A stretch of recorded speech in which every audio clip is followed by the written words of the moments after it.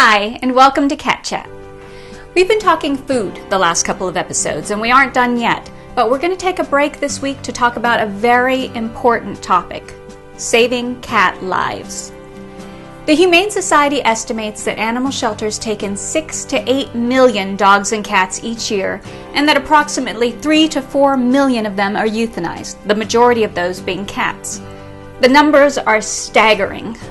I recently had a conversation with Adrian Hagen, the president of a local cat rescue organization called Cat Connection, and we talked about some of the things that people can do to save cat lives. Here are some simple yet very effective suggestions. Number 1, adopt. Cats are awesome. They provide companionship and love, and studies have even shown that they can help a person's health by lowering stress, blood pressure, and risk for a heart attack. When adopting, consider adopting more than one. They can play together and keep each other company, putting less pressure on you to entertain them. Also, adopt from a rescue group or a city shelter, not a breeder. Adrian explains why.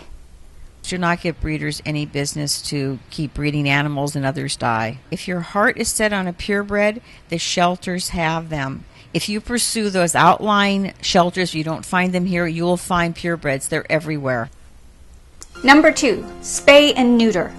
72% of the kittens in the Los Angeles area city shelters were euthanized last year. It's heartbreaking. I asked Adrian why so many kittens are being euthanized. People tend not to spay and neuter, and what they do is they let their cats breed, and then they bring the kittens to the shelter only to start over again with the mother to breed again because they don't want to spay or neuter, even though these services can be free of charge. I don't know, I don't understand it, but that's the way it is. People bring kittens in boxes at the shelter. A female cat over 6 months can have up to 3 litters a year. Please be responsible. As Adrian mentioned, there are low-cost and even no-cost options available for people on a tight budget. And if you're willing to go the extra mile towards helping save lives, check out the Neighborhood Cats website to find out how to do trap and release on feral cats in your neighborhood. Number 3, foster. If you can't commit to adopting, contact a local no-kill rescue group and offer to foster a cat or two. Every cat in a foster home opens up space to save another cat from euthanasia. And if you find a homeless cat, instead of simply dropping it at a city shelter, go the extra step, if at all possible. Many people are finding animals in their backyard. Please, when you call a rescue group, tell them you'll keep that animal until they can place it. That's the big thing now. We need help keeping these animals until we can place them, because right now there's so many, we can't help anybody. Number 4, have a backup plan.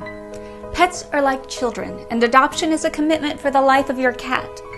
Too many cats are brought into shelters when owners pass away, move, or other circumstances change. People are dying and they're not taking responsibility to have someone take their animal. So a lot of them end up at the shelter, the families bring them in. Have a backup plan for your cat if anything happens to you, because otherwise your cat's going to be dead at the shelter.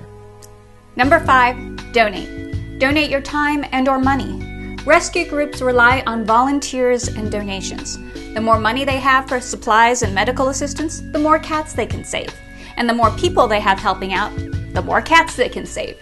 Simply volunteering to play with the cats helps tremendously as it socializes them in preparation for their forever home. Also, offer support to groups like No Kill Nation and Rescue 5.0 who are working vigilantly to put a halt to needless deaths. And one last suggestion for all cat owners: have your cat microchipped and keep your contact information current. There are low-cost options for this too.